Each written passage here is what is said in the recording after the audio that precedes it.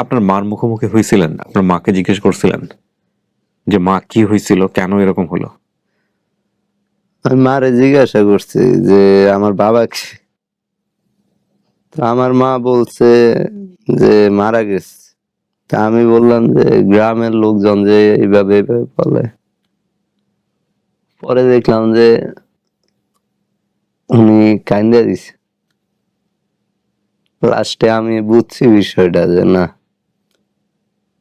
আবার হইছে, তুই প্রশ্নটা কর আর আমার ঠিক হবে না ওনাকে। পরে আর প্রশ্ন করেন নাই? পরে ওই যে গেছে, এখনো পর্যন্ত আর কোনো প্রশ্নই করে না।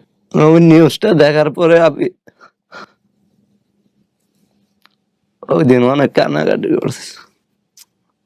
আমার দায়িত্ব তো নেয়ার কথা ছিল আমার সমাজের, আমার রাষ্ট্রের।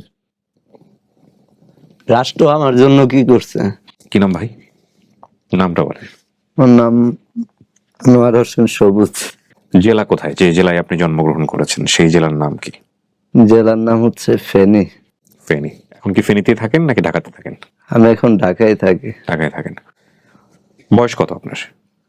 তো 27 27 বছর বয়স। আমার অনুষ্ঠান দেখা কতদিন যাবত? বছর খানিক হবে এরকম দেখি। এটা কি আপনি সোশ্যাল মিডিয়াতে দেখেন, ফেসবুক, ইউটিউবে, নাকি রেডিওতে শুনতেন? আমি মূলত ইউটিউবে দেখছি। দেখার পর আপনার মনে হয়েছে যে আমার এই গল্পটা মানুষকে জানানো দরকার, জাতির সামনে একটু উপস্থাপনা করা যায়। আপনার এই সৎ সাহসকে আমি ধন্যবাদ জানাই। কিন্তু আমি গল্পটা রেকর্ড করার আগে আপনি একটা পেপার সাইন করছেন এখানে। পেপারটা ইংরেজিতে লেখা, এই জন্য আপনি হয়তো অনেকটা, আমি জানি না আপনার লেখাপড়া কত দূর, নাও বুঝতে পারেন, বাট আপনি বাংলায় তো লিখেছেন, নিজের হাতে লিখেছেন না এগুলো? এগুলো কি আপনি লিখেছেন না কেউ লিখে দিয়েছে? লিখে দিয়েছে, তার মানে আপনার লেখাপড়া খুব একটা বেশি দূর হয়নি। এখানে যে কথাগুলো আছে সেটা হচ্ছে আপনি স্বেচ্ছায় সজ্ঞানে আপনি এই গল্পটা বলতে এসছেন, সেটা একটা নিঃশর্ত বা দাবি, এরকম একটা কথা এখানে লেখা আছে। শুধু তাই না, আমি যখন গল্পটা শুরু করি তখন আমি আপনাকে বলতেছিলাম যে আমাদের যে সামাজিকতা, আমাদের যে সমাজ, সেই সমাজে আপনার গল্প প্রচার হওয়ার পরে আপনার উপরে অনেক নেগেটিভ ইম্প্যাক্ট তৈরি হতে পারে, অনেক ঋণাত্মক বা না বোধক অনেক প্রতিক্রিয়া আসতে পারে। তো সেখানে আপনি উত্তর দিয়েছেন, জন্মের পর থেকেই তো আপনি এরকম অনেক কিছু শুনে আসতেছেন, এবং আমি আপনাকে উৎসাহ দেইনি গল্পটা বলার জন্য, তারপরেও আপনি গল্পটা আজকে এখানে বলতে চাচ্ছেন, ঠিক কিনা? জি। শুরু করেন। আমার মা হচ্ছে আপনার একটু খাটো, উনি ভারী কোনো কাজ কাম করতে পারে না। তো ওই এলাকায় থাকে আমার নানার বাড়িতে। পরে আমি এলাকায় জন্মগ্রহণ করি। আমি ছিলাম আমার নানুর বাড়িতে। আমার নানুদেরও ওরকম সক্ষমতা ছিল না যে আমারে চালাইবে। পরে আমার মা, মানে যেটা আমি দেখছি, উনি ওই যে গ্রাম অঞ্চলে ধানের যে কোড়া গুলা আছে না, ঝুড়ি ঝুড়ি, ওই ঝুড়ি গুলার মধ্যে আপনার আমাদের এলাকায় একটা দোকানদার ছিল, নাম হচ্ছে ভুট্টু। ওই দোকান থেকে আপনার ওই চকলেট নিত, আচার নিত, নিয়া ওই কোরাত কইরা, উনি তো ভারী জিনিস আলগাইতে পারে না, ওই 2-3 প্যাকেট নিয়া বিভিন্ন গ্রামে গ্রামে যায়া বিক্রি করতেন। তখন আপনার বয়স কত? তখন আমার কত 7 বছর এরকম হবে, মানে তখন আমি একটু বুঝি। স্কুলে দেয় নাই ওই সময়টাতে? স্কুলে বলতে আমার মুক্তবে দিছিল, কিন্তু পড়ালেখা করতে পারি নাই। তো 7 বছর বয়সে তখন বাবা কোথায়? বাবার কথা জিজ্ঞেস করতেন না মাকে? জিজ্ঞাসা করতাম, মা বলতো বাবা মারা গেছে। মানে বাপের কথা জিজ্ঞেস করলে বলতো বাবা মারা গেছে। গল্পটা আপনারা আজকে শেষ পর্যন্ত শুনবেন। আমি এটা একটা, মানে আমি আগে কিছু বলতে চাচ্ছি না, একটু মনোযোগ দিয়ে শুনেন। ওকে, তারপর? আমার আম্মু আপনার বিভিন্ন জায়গায় যায় ওই চকলেট গুলা বিক্রি করতেন, বিক্রি করে ওখান থেকে যে টাকাটা আসতো ওইটা দিয়ে আমাকে দেখতো।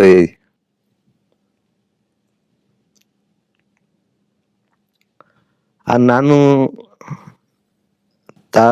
তারাও মানে অনেক গরিব ছিলেন, তাদের ওইরকম সক্ষমতা ছিল না আমারে দেখার মতো। পরে আমার নানু আমারে রাখছে, ওনার কাছে রাখছিল। অনেকে আইসা বলছে যে বাচ্চাটা আমারে দিয়া দাও। আপনার মনে আছে এগুলা? হ্যাঁ, তখন আমারে হালকা হালকা মনে, অনেকে আইসা বলছে, মানে অত বুঝ হয় নাই, তবে কয়েকজন আইসা বলছে বাচ্চাটা আমারে দিয়া দাও। আমি নিয়ে পালি।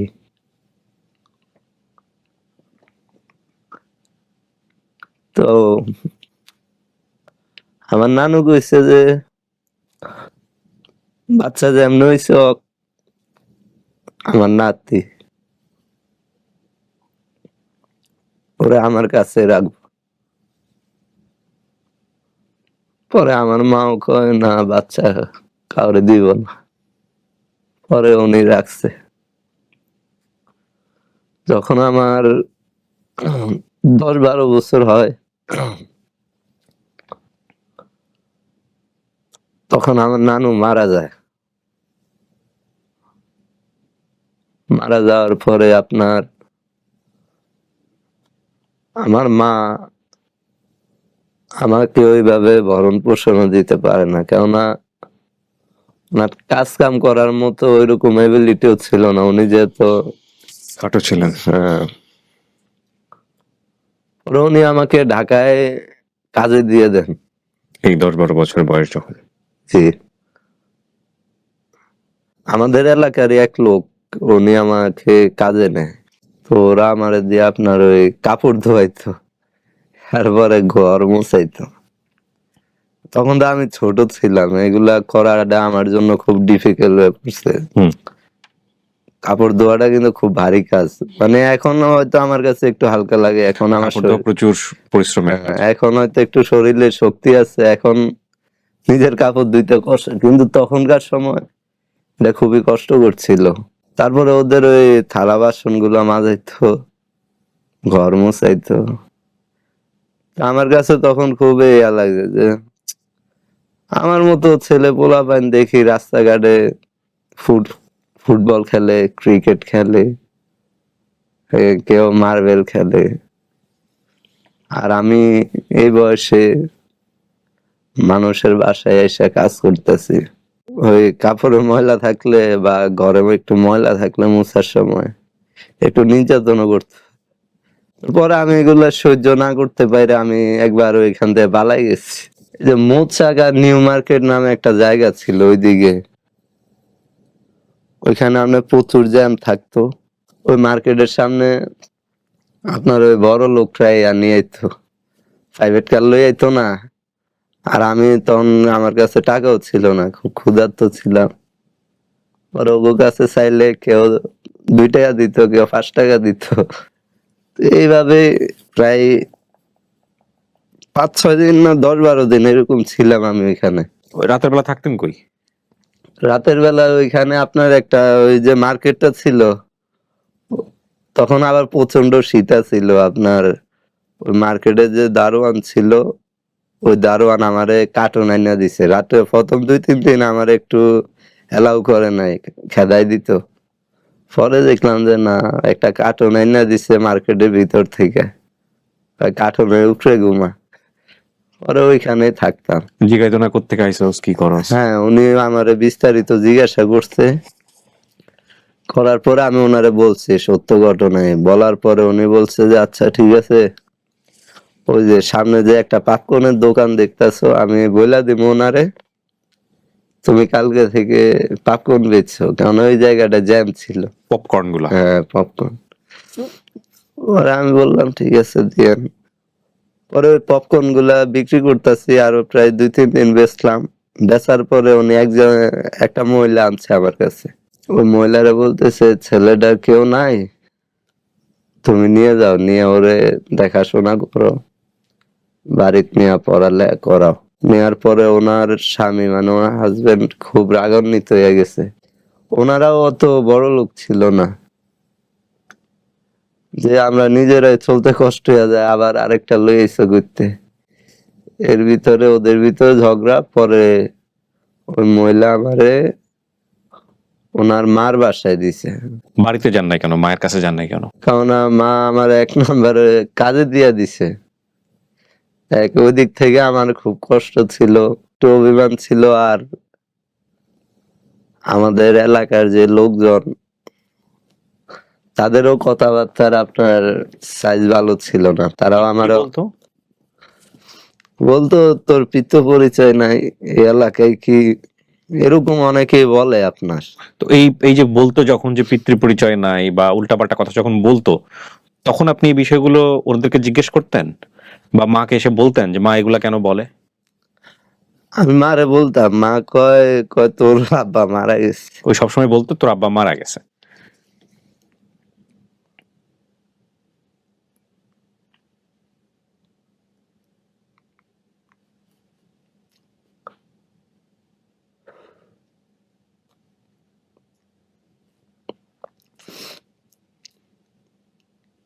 তারপর কি হলো? উনি আমার মিরপুর 10 নাম্বারে নিয়ে যায়। মিরপুর 10 নাম্বারে নিয়ে আমারে আরেক জায়গায় কাজে দেয়। কাজে দেওয়ার পরে ওইখানেও প্রায় অনেকদিন ছিলাম। আদা রসুন আছে না, এগুলা বাটাইতো আমারে দিয়া। তা আমার হাতগুলা ঘা হয়ে গেছিল, আপনার পাও প্রচুর যন্ত্রণা করতো। আবার যখন ওই মসল্লাটি বাটতাম ওই ঘাও জায়গায় লাগতো, যে জ্বলতো, হ্যাঁ। খুব জ্বলা জ্বলতো। তো ওই বাসায় আমাদের পাশের একটা ভাড়াইটা ছিল, ওই ভাড়াইটা আবার আমার মাঝে মধ্যে হেল্প করতো। উনি যখন দেখতো আমি কানতাম বা আমার হাত পা গুলো দেখতো যে নষ্ট হয়ে গেছে, উনি ওই আমার আদা রসুন গুলা বাইটা দিত।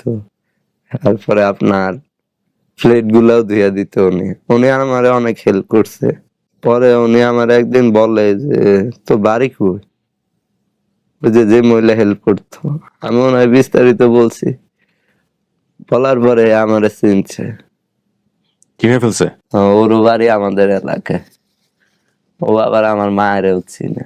আমাদের এলাকায় এক নামে চিনে, আমার মারে বললে সবাই চিনে। পরে উনি বলছে যে তোর লাগে তো তোর মা অনেক কান্নাকাটি করে, তুই নাকি হারাই গেছ, তোরে কই কাজে দিছে। আচ্ছা ঠিক আছে, এনে থাক, আর কি করবি। তো হুট করে একদিন আমারে আইসা বলে একটা জায়গায় যাইবা, গেলে এনে মোটামুটি শান্তিতে থাকতে পারবা। ওনার একটা মেয়ে আছে ছোট, মেয়েটারে দেখবা, এই আর কোনো কাজ কাম নাই। ওইখানেও প্রায় বছর খানিক মনে হয় ছিলাম। ওই যে এইভাবে কি মানুষের বাসায় থালা বাসন মাইজা আমার জীবন যাইব গা। হুম। আমি কি বড় হইলেও কি মানুষের এইভাবে থালা বাসন আর ঘর মুছবো? এদিক দিয়ে আমার মা অনেক টাকা খরচ করছে আমার জন্য। খোঁজার জন্য। হ্যাঁ, উনি লাশ পর্যন্ত ভিক্ষাও করছে যে আমারে, মানে খোঁজার জন্য একটা টাকা প্রয়োজন হয় না, এটার জন্য। পরে আমি ওই যাদের বাসায় ছিলাম, পরে ওনার হাজবেন্ড আমারে বলল, তখনকার সময় একটা পত্রিকা ছিল যায় যায় দিন, হুম। আমার স্পষ্ট মনে আছে। বললো সবুজ আমার আঙ্কেলের জন্য পত্রিকাটা নিয়ে আসো কাজলা থেকে। ওদের টাকা ডুবে আপনার বিছনায় পইড়া থাকতো, মানে একটু বড় লোক। ওনার ওয়াইফ আপনার বিসিএস ক্যাডার, বর্তমানে উনি শিশু মনোবিজ্ঞান ডাক্তার। ইচ্ছা করলে টাকা টুকা লইয়ে পালাইতে পারতাম। মানুষের টাকার প্রতি ওইরকম লোভ ছিল না। আর পত্রিকাটা ওনারে রিটার্ন দিলাম, দিয়া বললাম যে আঙ্কেল আমি নিচের থেকে আসি। এই কথা কইয়া আমি একবারে হাঁটতে হাঁটতে আপনার ইয়াদ গেছি গে, কাশপুর ব্রিজ আছে না, ওইখানে যাওয়ার পরে কাশপুর ব্রিজের নিচে ওই যে নৌকা গুলা, বড় বড় ট্রলার গুলা যায়, এটি সুন্দর লাগে। পরে ওইখানে নামছি, নাইমা ঘুরতেছি গাড়তেছি, হুট করে চিন্তা করলাম যে আমি তো এখানে ঘুরতে আই নাই, আমি আইছি কোথাও যামু। কই যামু তা জানি না, কিন্তু যামু যে কোনো জায়গায়। পরে হাঁটতে হাঁটতে হাঁটতে হাঁটতে প্রায় রাতের 3টা না 4টা বাজে, আপনার সোনারগাঁ মুরগাপাড়া সুবন ইন্ডাস্ট্রি আর একটা চৈত্রী ইন্ডাস্ট্রি, ওইখানে যাই খাড়াই গেছি, আর আমার পা চলে না। পরে কান্না শুরু করে দিছি। এখানে কান্না করার পরে গার্মেন্টস এর এক ওয়ার্কার আইছে। আমি চিন্তা করলাম যে আমি যদি ওরে কই যাও না আমি পালাই আইছি, তাহলে ও তো আর আমার রিসিভ করবো না। তা আমি তারে মিথ্যা কথা বললাম যে আমার এক লোক কাজের কথা কই আইন না, ওই সামনে একটা ব্রিজ আছে ওইখানে রাইখা ওই লোক চলে গেছে গা। পরে ওইখানে একটা হোটেল ছিল, আমজাদ ভাইয়ের হোটেল, হোটেলে নিল, নেওয়ার পরে হোটেলে খাওয়াইছে। খাওয়ানোর পরে উনি বলতেছে অন কি করবা? আমি বাড়ির যাবো। বাড়ি কই? আমি ফেনি। আচ্ছা ঠিক আছে, তুমি থাকো এখানে, ওই যে হোটেল আছে না, হোটেলের মালিকের সাথে কথা বলছে, ও রাতে আনে থাক, আমি সকালে যে ওর কি করা যায়। উনি সকালবেলা এসে বলে যে বাড়ি যাওয়ার দরকার নাই, যেহেতু তোমার কাজে দিয়ে দিছে, এই বয়সে আর বাড়ি যেয়ে কি করবা? ওই হোটেলের মালিক রে কয়, ভাই আপনার ফুলাফাইন লাগবো না দোকানে? কয় লাগবো। ওরে রাইখা দেন। হোটেলে ওই কাপ পিস গুলা ধুইতাম। একজন আয়া কইতো, মামা গ্লাসটা একটু ধুইয়া দাও, টেবিলটা মুছা দাও, এইগুলাই করতাম। মেসিয়ার। হ্যাঁ। পরে সুবন ইন্ডাস্ট্রির একজন ভালো একজন কর্মকর্তা, পরে ওই লোক ওই হোটেলে আসতো, যাওয়ার সময় 10 টাকা 5 টাকা দিয়া যেত। এরকম থাকতে থাকতে হুট করে একদিন আমায় জিজ্ঞাসা করে, তোমার বাড়ি কোথায়? আমি কই আমার বাড়ি ফেনী। এখানে কেমনে কি? পরে ওনারে ওই মিথ্যা কথা বললাম যে আমার এক লোক আইনা ওই ঘুনায় রাইখা গেছে। পরে ওই গার্মেন্টস এর এক ওয়ার্কার দেখছে, দেখার পরে হোটেলে আনছে, আনার পরে ওনার কাছে কাজে দিছে। বাপ মা? আমি কই মা আছে, বাপ মারা গেছে। পড়ালেখা করবা? আমি কই হ্যাঁ করবো। একটা ছেলে আসবে, নাম হচ্ছে আর্য, ওর বাড়ি কুমিল্লা, ওর সাথে তোমার যোগাযোগ করাই দে মনে, ওর সাথে তুমি কুমিল্লা যাও গা। উনি বলছে ওর পড়ালেখার খরচ লাগলে আমি পাঠামুনি, আর তুমিও কিছুটা দিয়া দেখো ছেলেটা মানুষ করতে পারো কিনা, অসহায় এতিম মানুষ। কয় ঠিক আছে স্যার। ও আবার ওরে স্যার কে ডাকে। ওনার বোনের বাসায় নেই, ওনার বোনের বাসায় কুমিল্লা শহরে ছিল।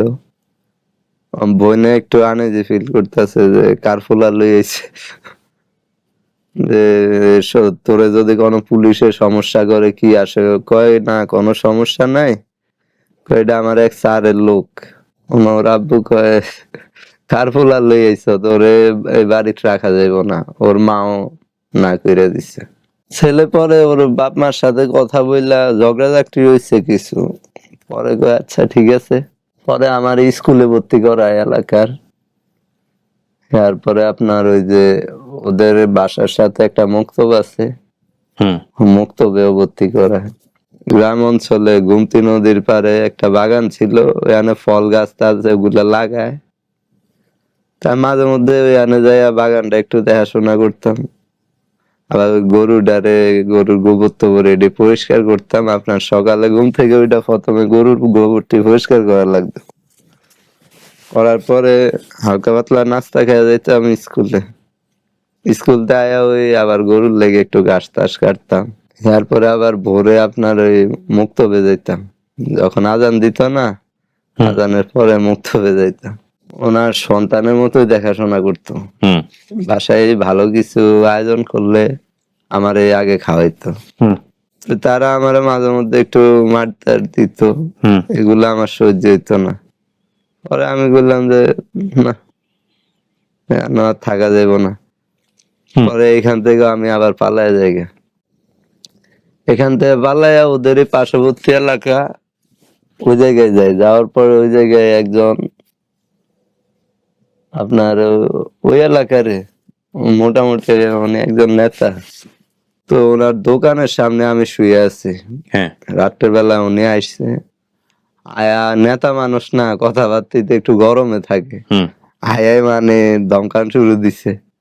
পরে আমি দিছি কাইন্দা। কান্দার পরে আমার করতে আইস বিস্তারিত ভাঙ্গা বলার পরে উনি কয় আচ্ছা ঠিক আছে। ওনার সাথে আরো লোক ছিল, এরা কয় ভাই, কয় এটা তো আপনারে লাগবে। ওনার আবার সৌমেল ছিল গাছ কাটার, হুম। কই আরে নিয়ে কাজে লাগাই দেন। পরে কয় ঠিক আছে। পরে ওদের বাসায় নিল, নেয়ার পরে ওনার ওয়াইফ বলতেছে যে না, কয় ওরে বাসায় রাখা যাইব না, তুমি ওরে দোকানে রাখাও। কয় আমার ঘরে এত জিনিসপত্র, ওদের কিছু হয়ে জায়গা নতুন অবস্থায়। পরে কয় ঠিক আছে, পরে আমার ওই সোমেলে রাখছে। রাত্রেবেলা আপনার প্রচুর ভয় পাইছি, মানে নদী আছে না, নদীর, নদীর সাথে সমিল। হ্যাঁ আর কেউ ছিল না সমিলে, শুধু আপনি একা? আমি একা। ওই এলাকাটা একবারে নিরিবিলি আপনার, মানে ওই দিন রাত্রে মনে ঘুমাইতে পারিনি। পরে উনিও আদর করতো, আপনার খাবার দাবার রানলে। লাস্ট পর্যন্ত ওনারা আমার ওনাদের বাসায় রাখছে। এখন আমার হুট করে একদিন বাড়ির কথা মনে উঠে গেছে, মানে কাকা বলি আর কি, হুম। যে আমি বাড়ির যাবো। তুই বাড়ি চিনবি? আমি কই চিনবো। ও ঠিক আছে, আমার প্রোগ্রাম আছে, প্রোগ্রাম শেষ হইতে আরো 15-20 দিন লাগবো, আমি তোমার লয়ে যাবো নে। ওনার আবার হুন্ডা ছিল, কয় আমি হুন্ডা দিয়ে লয়ে যাবো। ফেনীতে? হ্যাঁ, হুম। তো আমি ওনারে বললাম যে না, আমি এখনই যাবো। মানে আমার তখন পুরা বাড়ির প্রতি একটা নেশা উঠে গেছে। হ্যাঁ, টান উঠে গেছে। পরে উনি কয় যে এখন আমি তোমার কার সাথে পাঠাবো। আমি কই আপনাকে পিসারির যে কাজ করে যে কোনো একটা লোক দিয়া দেন, লয়ে যায়। তো ওইখান থেকে একটা লোক আনছে, আনার পরে ওরে মনে হয় 1000 না কত দিছে, আর আমারে 2000 টাকা দিছে। দিয়া বলছে যে ও যে যে ঠিকানা বলে ওই ওই ঠিকানা ওরে নিয়ে যাইবা, নেয়ার পরে যদি ও ওর মারে পায়, তাহলে ফোন দিয়ে ওর মার সাথে আমার সাথে কথা বলাইয়া এরপরে রেখে আইবা। আর যদি ওর মারে ও না পায়, সাথে করে নিয়ে চলে আসবো। হ্যাঁ, যেমনে নিছো আবার অমনে সুন্দর করে নিয়ে আসবা। পরে আমারে লয়ে গেছে, নিয়া পুরা ফেনি এলাকা ঘুরি, বাড়ি টুকাই পাই না। ঘুরতে ঘুরতে লাস্ট করে মনে উঠলো লাস্টে যে এই জিনিসটা আমার একটু স্মরণ হইছে। হওয়ার পরে ফেনীর থেকে ওই যে বাস আছে না, ছোট বাস গুলা, মিনি বাস কয়টি, ওই বাসে ওইটা আপনার গেলাম। যাওয়ার পরে ওইখানে এক রিক্সাওয়ালারে জিজ্ঞাসলাম যে ইয়া কোথায়। আর রিক্সাওয়ালা আমার চোখের দিকে চায়া রইছে, ওখানে কই যাইবা। আমি কইলাম যে আমার বাড়ি ওইখানে। কয় তোমার বাহের নাম কি? আমি একটু স্তব্ধ। পরে কই যে আমার বাপ না, আমার মা আছে। বাপ নাই। কয় মার নাম কি? কয়, আমি বললাম মার না। বলার পরে ওই রিক্সাওয়ালা আপনার কাইন্দা দিছে পুরা। কয় তোমারে টোকানের লাগা তোমার মা এত বছর ধরে কানতাছে। কয় নিজে যার টাকা জমাইছে সব শেষ কইরা লাইছে। এলাকায় এমন মানে ঢাকাতে আমার মা লোক পাঠাইছে, লাস্টে আপনার আমার মামা মামা করে পাঠাইছে। মামারা আইসা ঠকাইছে, পায় নাই।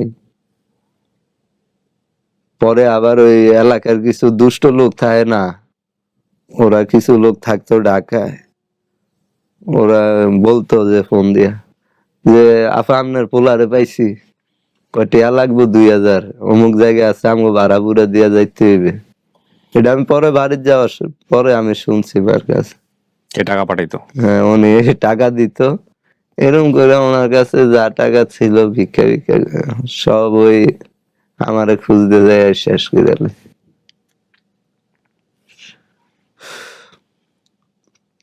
পরে উনি আমারে বাড়িতে নিয়ে যায়। নিয়ে যাওয়ার পরে এলাকায় মানে একটা হইচই পুরা জায়গা। মা তো দেখা পুরা মানে কান্নাকাটি, মানে ওই টাইমে পুরা একটা কান্নাকাটির অবস্থা। আপনার আমার মা এসে উনি কান্দাছে, মামারা কান্দাছে, মামি, মানে সবাই কান্নাকাটি লাগাই দিছে। এতদিন পরে কইতে আইলো, কি আসল বিষয়। ওই লোকের সাথে কথা বলে, যে লোক সাথে করে নিয়ে গেছে। ওনার সাথে কথা বলে, কথা বলার পরে আমার মা কয় যে আমার ছেলের এত বছর পরে পাইছি, আমি আর এই ছেলে কাজে দিব না, এর কাজে দিয়ে আমার জীবনটাই নষ্ট হয়ে গেছে। আমি প্রায় 7-8 বছরের মতো আপনার মনে হয় বাইরে ছিল। এই মা কাজে দেওয়ার পরে 7-8 বছরের মতো বাইরে ছিলেন, এই 7-8 বছর পরে মায়ের কাছে যাওয়া। জি জি। পরে তখন পর্যন্ত আপনি এই রিয়েল কেসটা জানেন না? এলাকায় রাজমিস্ত্রির কাজ টাজ করি, তো হুট করে অনেকে অনেক কথা কয় যে "এই, তোর এই এলাকায় কি জন্মের পরিচয় নাই, বাবার পরিচয় নাই, গ্রামে থাকে না এরকম কিছু লোক আমার", ওরা এইভাবে ব্ল্যাকমেল করতো আমারে। তো একদিন আমাদের এলাকার এক মুরব্বির সাথে এই বিষয় নিয়ে আমার অনেক দ্বন্দ্ব হয়েছে। দ্বন্দ্ব বলতে? মানে উনি আমারে অনেক খারাপ খারাপ ভাষায় কথা বলছে, এটা আর আমি সহ্য করতে পারি না। যাইয়া ঘরের জিনিসপত্র যা আছে সব ভাঙা লাইছে। ভাঙার পরে আমার মামি আসছিল, আপনার বড় মামি আর কি, উনি আয় আঞ্জা ঘুরে ধরে কয় কিসের সমস্যা কি আমারে মানছে অনেক কথাই কইব, এটি কান দেয়া লাগবো না তোর, তুই এরম করস কা, পাগল হইয়া গেছ। তখন তো আমি বুঝি একটু এলো, পরে চিন্তা করলাম যে না, এই এলাকায় আর থাকা যাইব না। আমি একটা জিনিস আপনার একবার দুইবার বললে, কিন্তু এই জিনিসগুলা বারবার শুনতে এটা নিজের কাছে খুব খারাপ লাগে। তো মাকে আপনি জিজ্ঞেস করতেন না যে মা এগুলো কেন বলে? তখনও জিজ্ঞেস করেন নাই? পরে আমি এলাকাতে ঢাকায় চলে আসি। আবার? হ্যাঁ, ওনার আমার চাকরির প্রতি মন বসে না, মানে কারো কাছে বান্দা থাকা, হুম। এটা আমার আর ভাল লাগে না? পরে এই হকারি করি, একটা মেহেদি, একটা গলার চেন, 5টা তুলি, মানে ব্যান্ড গুলা, এরকম 5টা আইটেম দিয়ে একটা প্যাকেজ বানাইছে, আমাদেরকে 70 কইরা দিত, আমরা 100 কইরা বেচতাম। হকারি করা শুরু করলেন? হ্যাঁ, এইভাবে হকারি। তো বাসে উঠে তো বলতে হয়, পারতেন বলতে? প্রথম অবস্থায় একটু আনইজি লাগতো, যখন প্রথম উঠছি তখন তো হাত পায়ে কাঁপতো, যে একটা বাসে কিন্তু 50-60 জন লোক বসে থাকে, হুম। এদের সাথে কথা বলাটা প্রথম অবস্থায় মানে একটু আনইজি ফিল করতাম, পরে এটা আস্তে আস্তে অন ঠিক হয়ে গেছে। অভ্যাস হয়ে গেছে। কত বছর ধরে হকারি করেন? 5-6 বছর উপরে। 5-6 বছর। পরে আমি ঢাকায় থাকার পরে আবার একবার বাড়ি যাই, যে আমার বাবার বিষয়টা কি, আমার এটা জানতে হইব, তো আমি এখন বড় হইতাছি। হুম। বাড়ি যাওয়ার পরে আমাদের এলাকায় আমরা মুরব্বি করে জিগাইলাম যে ঘটনা, আমার বাবার বিষয়টা যদি জানেন আমার একটু বলেন দেখি। পরে ওনারা বলল যে তোমার আম্মু আর তোমার যে বাবা, ওনাদের বিয়ে হয় নাই, মাধ্যমে তুমি এই পৃথিবীতে আসছো। আসার পরে এলাকার লোকজন জানাজানি হয়েছে, পরবর্তীতে আমাদের এলাকার মেম্বার, চেয়ারম্যান, এরাও জানছে। জানার পরে আপনার এই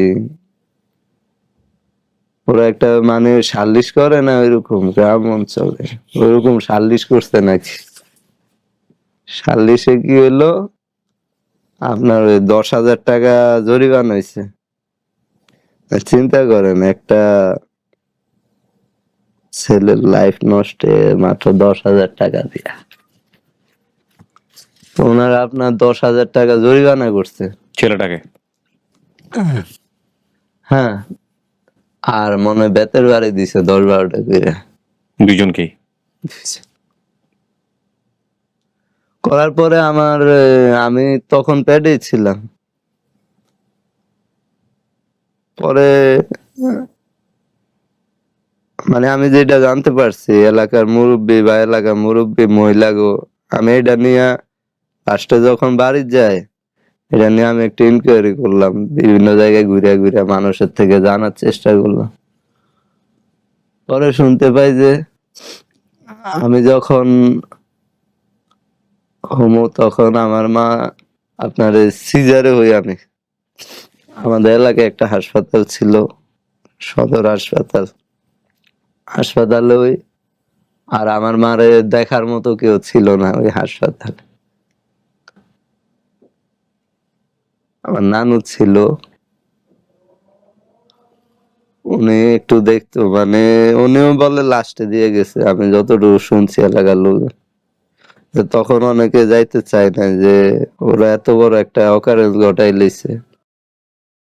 আবার অনেকে বলছে যে ও হওয়ার পরে ওরে মেরে লাইছে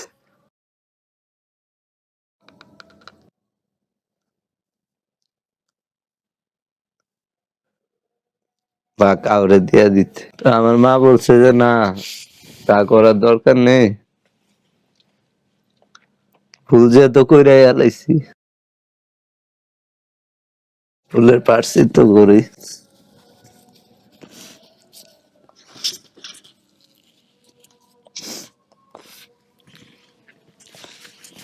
আমরা একটা ব্রেক নিব প্রিয় দর্শক এবং শ্রোতা। এই ব্রেকটা আপনারা দেখতে পাবেন না ডেফিনেটলি, আজান দিয়ে দিয়েছে মাগরিবের আজান যখন আমি রেকর্ড করছি অনুষ্ঠানটা।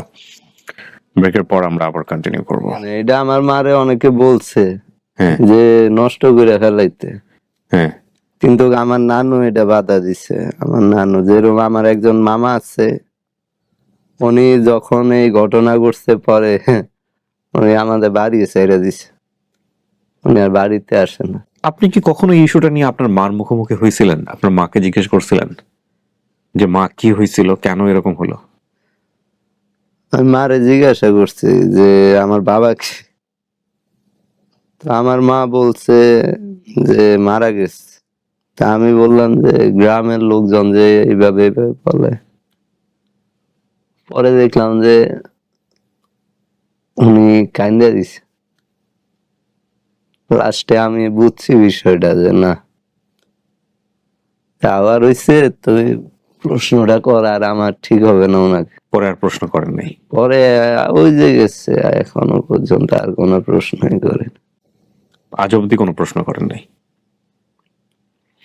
কারণ আমার মতো অনেক ছেলে তো, এই যে কিছুদিন আগে আমি দেখলাম, আপনার টিভিতে দেখছি যে আপনার অবৈধভাবে বাচ্চাটা হইছে, হওয়ার পরে বাচ্চাটা হাসপাতালে আনছে, সুস্থভাবে বাচ্চাটা হইছে, লাস্টে বাচ্চার নানি নিয়া ওই বাচ্চার হাত পা লাইছে, তারপর টিপা মারছে।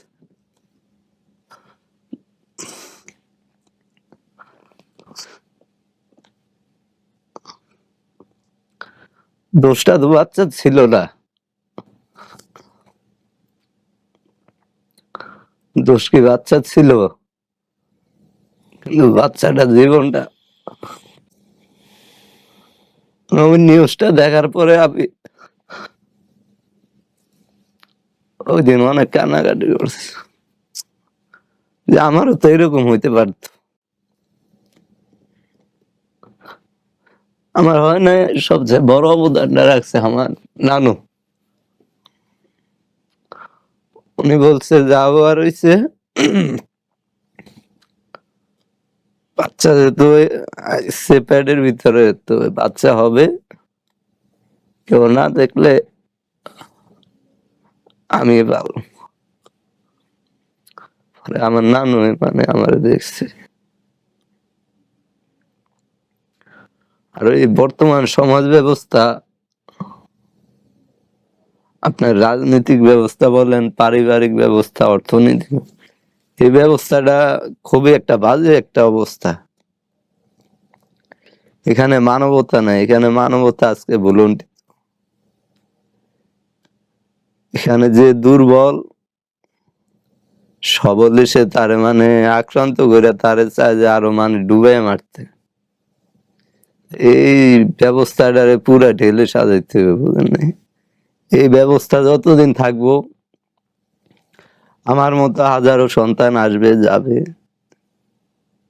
এভাবে পৃথিবীটা চলতেছে, বুঝেন নাই? আমার দায়িত্ব তো নেয়ার কথা ছিল আমার সমাজের, আমার রাষ্ট্রের। রাষ্ট্র আমার জন্য কি করছে? আমার সমাজ আমার জন্য কি করছে?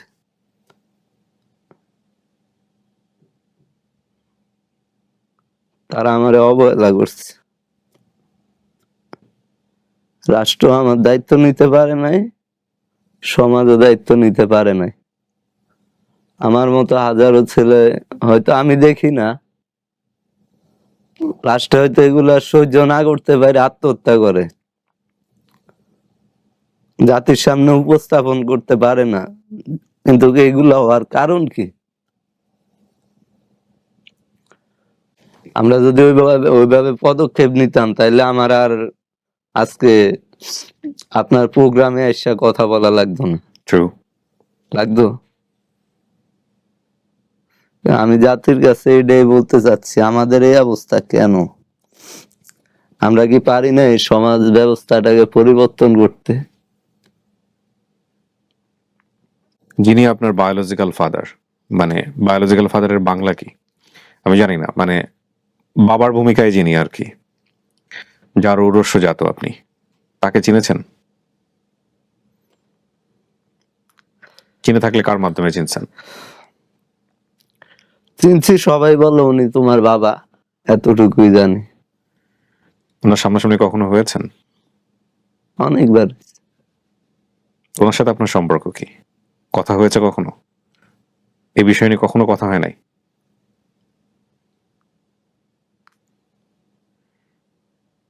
তাকে নিয়ে আপনার কোনো কিছু বলার নাই? হুম,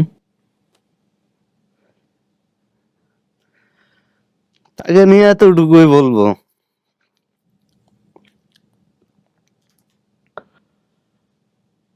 ধরেন আমার যে ফ্যামিলি, ওদের ওইরকম অর্থ সম্পদ নাই, ওইরকম টাকা পয়সাও নাই যে আইনি ভাবে কারোর সাথে লড়াই করে টিকবে।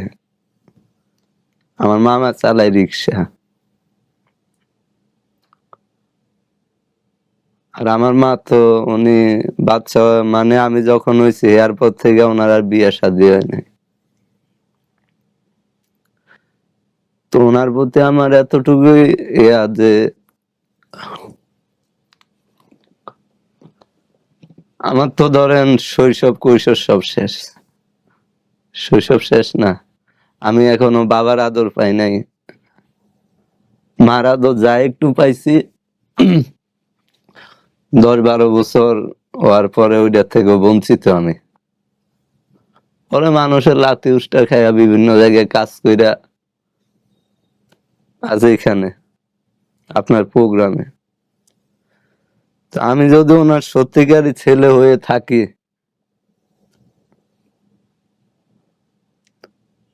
তাইলে উনি আমার এটাই স্বীকৃতি দিতে পারে যে না, আমার ছেলে। তার টাকা পয়সার দিকে আমার কোনো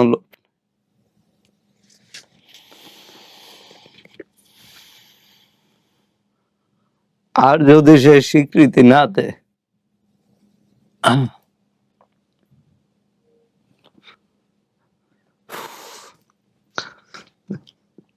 সে মানে তার প্রতি আমার এটা দাবি থেকেই থাকবে যে সে আমার সত্যিকারই বাবা হয়, না হইলে তো শেষ। কিন্তু তার কাছে আমি জীবনে যাই এটা জিজ্ঞাসা করবো না যে তুমি আমার বাপ কিনা। সে যদি স্বইচ্ছায় দেয় অন্য সাবজেক্ট, না দিলে আমার মতো আমি এইভাবে আছি, এভাবে জীবন যাপন।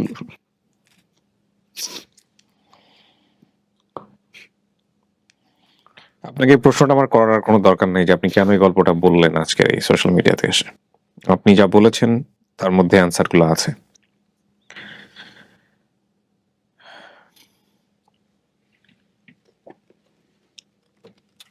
আমিও অনেকটা স্পিচলেস, নট লাইক যে আমি এই ধরনের গল্প সোশ্যাল মিডিয়াতে বা আমার কাজের এরিনাতে ফার্স্ট শুনছি।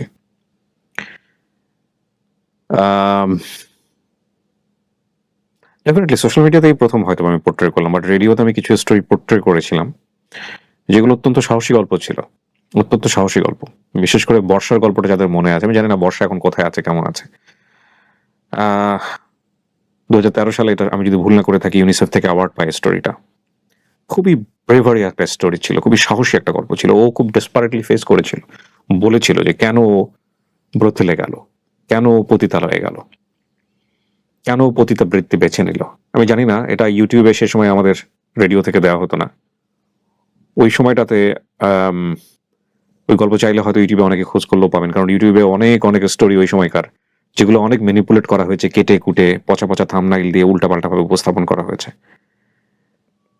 তো এই যেমন ধরেন এই গল্পটা, এটাই যদি রেডিওতে প্রচার হতো, এটাকে বিভিন্ন অ্যাঙ্গেল থেকে, বিভিন্ন জায়গা থেকে বিভিন্নভাবে প্রচার করা যায়, বিভিন্নভাবে উপস্থাপন করা যায়, সেই সুযোগটা অনেকেই নিয়েছেন। আমি জানি না, ওই ওই জায়গাটা আমি যেতেই চাই না। আমি যে ফিল্ডটার মধ্যে আছি আজকে এই মুহূর্তে, ও লাস্টের কথাটাই খুব গুরুত্বপূর্ণ, আমাদেরকে ভাবতে হবে। ওর দায়িত্ব নেওয়ার কথা ছিল সমাজের, ওর দায়িত্ব নেওয়ার কথা ছিল রাষ্ট্রের। যে জন্মে আমার হাত নাই, সেই জন্মের জন্য আমি কেন দায়ী হব? সেই জন্মটাকে যদি আপনি পাপ বলেন, সেই জন্মটাকে যদি আপনি অন্যায় বলেন, সেই জন্মটাকে যদি আপনি অবৈধ বলেন, সেটার জন্য আমি কেন দায়ী হব? কারণ ওই ওই জায়গাটাতে তো আমার কোনো হাত নাই, সেই জন্মটা কেন দায়ী হবে? That's a big question, big question. With due respect, রিলিজিয়নের জায়গা থেকে রেসপেক্ট রেখে, সমাজের আইনের প্রতি রেসপেক্ট রেখে, সমাজ দর্শনের প্রতি রেসপেক্ট রেখে, অবশ্যই আমি মনে করি যে এই জায়গাটা একটা বড় পরিবর্তন আসা উচিত, অবশ্যই আসা উচিত। এবং এই ধরনের সন্তান যারা পৃথিবীতে আসেন, বা ওরা যারা আসেন, ওদের অধিকার আছে পূর্ণ সামাজিক মর্যাদা নিয়ে, পূর্ণ, আমি রিপিট করতে চাই, পূর্ণ সামাজিক মর্যাদা নিয়ে, আর 10টা মানুষের মতোই, আর 10টা মানুষের মতো, এগেইন আমি রিপিটিং, আর 10টা মানুষের মতোই, আমার আপনার মতোই সমাজে বেঁচে থাকার। এবং আমরা জেনে বুঝে না বুঝে অনেক সময় বিভিন্ন রকমের ক্রাইম করছি, অনেক অন্যায় করছি। এই যে ওকে যারা জীবন দশায় গালি দিয়েছেন, বকা দিয়েছেন, সোসাইটিতে বাঁকা চোখে দেখেছেন, তারা হয়তো বুঝতেই পারেননি যে কত বড় অপরাধ করেছেন। আপনার এই ছোট বাঁকা টিপ্পনি ওর জীবনটাকে কিভাবে শেষ করে দিয়েছে। ওর ফেসের এক্সপ্রেশন, আমার এই ছোট্ট ক্যামেরা যতটুকু এসছে, যতটুকু সময় ও নিজেকে নিজের ভেতরের কান্না ক্রোধ চাপানোর চেষ্টা করেছে, এতটুকু যদি আপনি খুব ঠান্ডা মাথা অনুভব করতে পারেন ওর জায়গাটায় বসে, তাহলে কি পাথর চাপা নিয়েও পৃথিবীতে বেঁচে আছে সেটা আপনি রিয়ালাইজ করতে পারবেন। আজকে এরকম একটা সবুজের মধ্য দিয়ে আমি হাজার সবুজের কথা তুলে ধরেছি। আমিও সবুজের সাথে একমত, সমাজ এবং রাষ্ট্রের দায়িত্ব নিতে হবে, এবং এই জায়গায় অবশ্যই পরিবর্তন আনতে হবে। সবুজ, আপনাকে আমার বলার কিছু নাই, আমি শুধু সবুজ আপনার কথা দিয়ে আপনাকে বলি। ওই যে আপনি একটা টেলিভিশনের রেফারেন্স দিলেন না, যে একটা বাচ্চা পৃথিবীতে এসছে, ডাস্টবিনেও অনেক সময় এরকম জীবিত বাচ্চা খুঁজে পাওয়া যায়, আমরা জানি না তাদের পেছনের ব্যাকগ্রাউন্ড কি। হ্যাঁ, আপনি তাদের থেকে অনেক ভালো আছেন, আপনি তাদের থেকে অনেক বেশি মর্যাদা নিয়ে পৃথিবীতে বাঁচার সুযোগ পেয়েছেন। আপনার জন্য কেউ না কেউ কেঁদেছে দুনিয়াতে। হ্যাঁ, আপনি যখন ছিলেন না, একটা সার্টেন পিরিয়ড অফ টাইম বাড়ির বাইরে ছিলেন, তারপরে আপনার মা ভিক্ষা করেছে আপনাকে খোঁজার জন্য, তাই না? আপনার জন্য মা ছিল, সেটা সারা জীবন ধরে, কিন্তু সারা জীবন ধরে এই ভুল হোক বা যেটাই হোক না কেন, সেটার খেসারত দিচ্ছে না, এখনো দিচ্ছে। হ্যাঁ, আপনি যদি একটা জিনিস চিন্তা করেন, সেটা হলো যে আপনার নানি কিন্তু প্রথম থেকে আপনার পক্ষে ছিল, সে পৃথিবীতে বেঁচে নেই। হ্যাঁ, আল্লাহ তার ভালো করুক, আমি দোয়া করি, আমরা সবাই দোয়া করি। আপনার জন্য কেউ না কেউ ছিল, মামি ছিল, মামা ছিল, কেউ না কেউ ছিল পৃথিবীতে। আপনি সেদিক থেকে সৌভাগ্যবান, এইগুলো হচ্ছে আপনার শক্তি। বাকি জীবনটা আপনি এই কথাগুলো ভাবতেন। আর আপনি আজকে একটা দারুণ কাজ করেছেন। এই দারুণ কাজটা হচ্ছে আপনি খুব সৎ সাহস নিয়ে পুরো গণমাধ্যম, পুরো সামাজিক যোগাযোগ মাধ্যম ফেস করেছেন। হ্যাঁ, কাউকে না কাউকে বলতে হবে, কাউকে না কাউকে শুরু করতে হবে। আপনাদের এই দুঃখটা, আপনাদের এই চাপা কষ্টটা সাধারণ মানুষ, যাদেরকে আমরা quote and quote general people বলি, তাদের সামনে যদি না নিয়ে আসা যায়, তারা যদি না দেখে যে আপনারা কি কষ্ট নিয়ে পৃথিবীতে বেঁচে থাকেন, তাহলে এগুলো নিয়ে কেউ ভাববে না, এগুলো নিয়ে কারো চিন্তা ভাবনা ক্রিয়েট হবে না। হয়তো আজকের এই গল্পের পর আপনার জীবনটা আরো কঠিন হয়ে যাবে, কিন্তু আপনি আজকে বলে অনেকের জন্য চিন্তার জায়গা তৈরি করে দিলেন। সেই জন্য আমি আপনাকে স্যালুট জানাই। আপনার ফেস আমি কোনোভাবেই হাইড করি নাই, গোপন করি নাই। আপনাকে আমি অনেক সময় ইউটিউবে যেহেতু ভিডিও দেখেন, এরকম গল্প যারা বলে তাদের ফেসটা অনেক সময় ঢেকে দেওয়া হয়, ব্লার করে দেওয়া হয়। আপনি যেরকম মানুষ সেভাবেই আমি আজকে এখানে উপস্থাপন করলাম। আপনি কেন এত সৎ সাহস নিয়ে, এইরকম সাহস নিয়ে আপনি আজকে এইভাবে ভিডিওর সামনে আসলেন? চাইলে তো আপনার ফেস আমি ঢেকেও দিতে পারতাম। আমি আর জাতি দেখুক আমাকে। মানে যে অপরাধ আপনি করেন নাই সেটার জন্য আপনি কেন মুখ লাগাবেন? হ্যাঁ, 2 নম্বরে আমার মতো হাজারো লোক আছে কিন্তু এরকম, কিন্তু তারা প্রকাশ্যে আসে না, হয়তো লোক লজ্জার ভয়ে হোক, যেভাবে হোক, কিন্তু তাদের কষ্টটা এই জাতির সামনে উপস্থাপন করার মতো তাদের ওই শক্তিটুকু তারা পায় না। তা আমি ওইখান থেকে একজন এসে দাঁড়াইলাম, দেখি এদের জন্য রাষ্ট্র অথবা সমাজ কিছু করতে পারে কিনা। এই যে আমার যিনি বাবা, উনি তো এলাকায় দোকান আছে, আবার ওনার ছেলে মেয়ে সবাইরে পড়ালেখা করে। তো আমারও তো ওই জায়গায় থাকার কথা ছিল, কিন্তু আমি আজকে কি করি, রাস্তায় হকারি করি। তারপরে আল্লাহ যে আমারে বাঁচাই রাখছে, এটাই শুক্রিয়া। কত পোলা পাইনি এভাবে মাইরা ফেলাইতেছে, ওইখান থেকে যে আমি একজন এখনো বাইচে আছি, এটা আল্লাহর কাছে শুক্রিয়া। এই তো, আর তো কিছু বলার নাই, শেষ করি তাহলে। প্রিয় দর্শক এবং শ্রোতা, এটা একটা অনন্য অসাধারণ গল্প এই অর্থে যে আমাদের বোধ যদি জাগে। অনেক ভালো থাকুন, আজকের মতো এ পর্যন্ত। প্রিয় দর্শক, এতক্ষণ আমরা ছেলেটির কথা শুনলাম এবং আমরা কথা শোনা অবস্থায় আমার অনেক খারাপ লেগেছে এবং ভিতর থেকে অনেক কান্নাও পাচ্ছিল, যেটা চোখে অনেক সময় প্রকাশ পেয়েছে আমার। তো সে দিক থেকে দেখলে এরকম ইমোশনাল বিষয়গুলো বা এরকম বাস্তবতায় একটা সন্তান কিন্তু অনেক কষ্টে বড় হয়। আর আমাদের সমাজে কিন্তু এইরকম অবস্থা কিন্তু অনেক সন্তানের ক্ষেত্রেই ঘটে এবং সমাজের মানুষজন তাদেরকে বাঁকা নজরে দেখে। এবং তাদের জায়গায় থেকে যদি আমরা চিন্তা করি বা কেউ যদি যারা এই জাতীয় শব্দ উচ্চারণ করে তাদের সঙ্গে কথা বলি বা খারাপ আচরণ করে, তাদের জায়গা থেকে যদি কেউ বিষয়টি চিন্তা করে, তাহলে কিন্তু অনেক কষ্টের তারা জীবনযাপন করে, না পায় শৈশব, না পায় বাবা মার ভালোবাসা, ফ্যামিলির সাপোর্ট, এরকম কিন্তু অনেক কষ্ট তাদের জীবনযাপন হয়। এবং আমরা টিভি নিউজে বা অনেক সোশ্যাল মিডিয়ায় দেখি অনেক সন্তান কিন্তু মাতৃগর্ভেও মারা যায়, পাশাপাশি যারা জন্ম নেয়, জন্মের পরও কিন্তু অনেক সন্তানকে মেরে ফেলা হয়।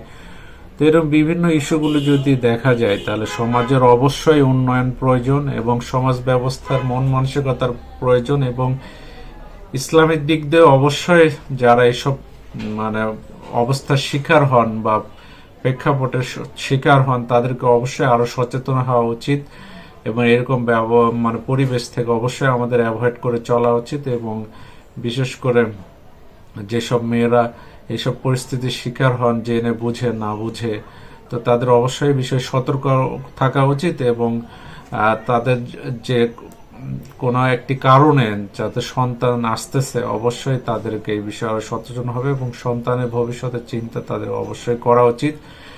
এবং সমাজে যদি এসব সন্তানটা চলে আসে, তাহলে সমাজের মানুষেরও উচিত তাদেরকে সাপোর্ট করা, কোনো রকমের কথাবার্তা না বলা এবং তাদেরকে সমাজে ভালোভাবে বাঁচতে দেয়া, প্রয়োজন হলে তাদেরকে সৎ সাহস দেয়া। অবশ্যই আমরা এই জিনিসগুলো বুঝবো এবং এই ছেলেটির কথা শুনে অবশ্যই সমাজের মানুষের অবশ্যই এটা আলাদাভাবে চিন্তা করা উচিত। আসলে তাদেরও বাঁচার অধিকার আছে।